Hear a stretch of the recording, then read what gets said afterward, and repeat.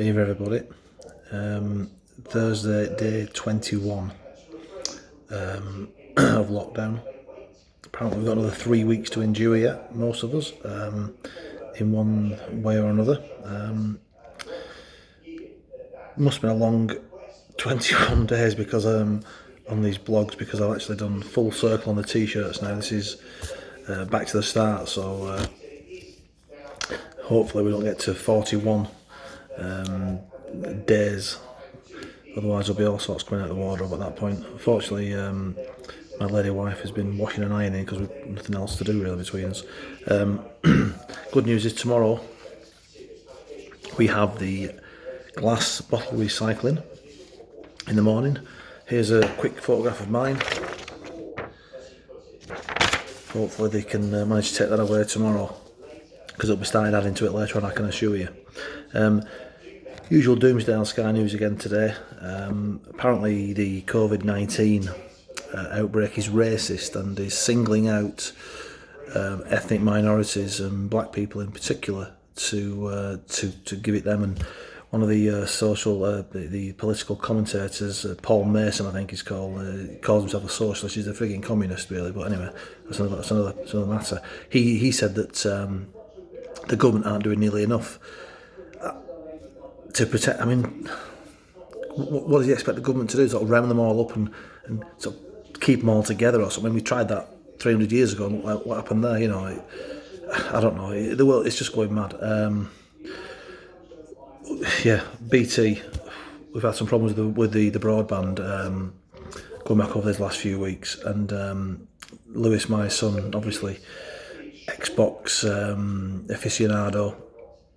Never off the damn thing. Like lockdown's his best ever dream, isn't it? You know, lie on your ass all day and sit on your ass all day and just play Xbox. Anyway, it's been lagging, it's been doing all sorts of stuff, so I kept putting him off because you don't want to ring BT and have to deal with India and all the rest of it.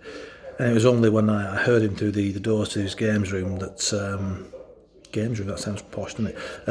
Through the doors to his games room that he was planning to kill both of us in our sleep for not sorting it out for him. It's only when I heard him saying that he was going to start with me rather than his mother that I thought that I better do something about this. Anyway, we've sorted that today, so fortunately, fingers crossed at the moment, the broadband's performing well. Lockdown injuries from the social distancing, that's another one. Been quite a few of those around. Sunburns, one of them. Barbie burn injuries I've heard about. Blisters to a lot of men's right hands I've heard about. And a lot of know Chris, he was telling me this morning that he actually got a social distancing injury while running. Not like a hamstring or an ankle injury or whatever, or a calf strain. What he was doing, he was running along the canal bank and he was confronted by a woman and a dog. He had a cyclist behind him, mountain biker behind him. She'd given him the green light to go.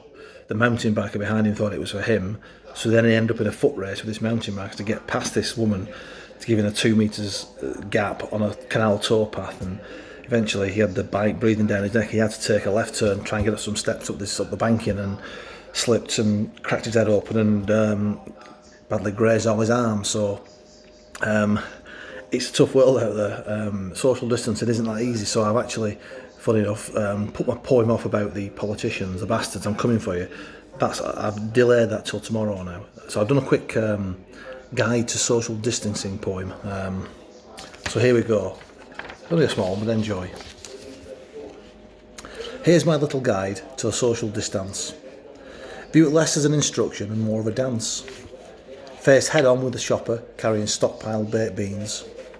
Ending up with a head-on collision is not what it means. If they move in one direction, wait and see how it goes. Move the opposite way and get up on your toes. Step 2, 3, step 2, 3, waltz to your right. Hold your breath, let them pass, and you'll be alright. When out on your run or daily exercise walk, under no circumstances when you see others must you stop to talk. Drop your shoulder, do a shimmy, a nod and move right. But always watch what they do, because they're not always that bright. They might follow your move and copy your dodging. And very, very, very careful, because no touching or in a hospital bed you'll be lodging. It's serious stuff, this. Don't treat my advice as a joke. If you're in line for a collision, do one thing, go for broke. If they're getting closer and closer, less than 2 metres apart, Just summon up all your inner strength and let out a big fart.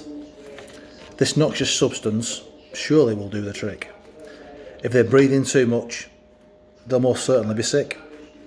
When they stand there in shock, looking all pale and ill, take a deep breath and make a run for the hill. So no hugging, no touching, no kissing or handshaking.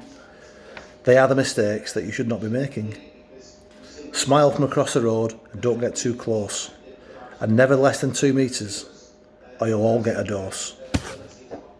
Cheers guys, all the best.